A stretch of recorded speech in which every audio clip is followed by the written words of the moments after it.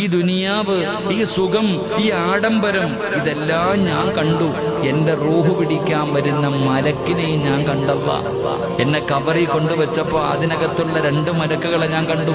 അവിടെ നിന്ന് എഴുന്നേറ്റ് പരലോകത്ത് വന്നപ്പോ പരലോകം കണ്ടു, സിറാത്ത് എന്ന പാലം കണ്ടു, മീസാൻ എന്ന ത്രാസ് കണ്ടു, ഹൗദുൽ കൗസർ കണ്ടു, സ്വർഗം കണ്ടു, നരകം കണ്ടു. ലോകത്ത് കടന്നു വന്ന 1,24,000 വരുന്ന പ്രവാചകന്മാരെയും ഞാൻ കണ്ടു.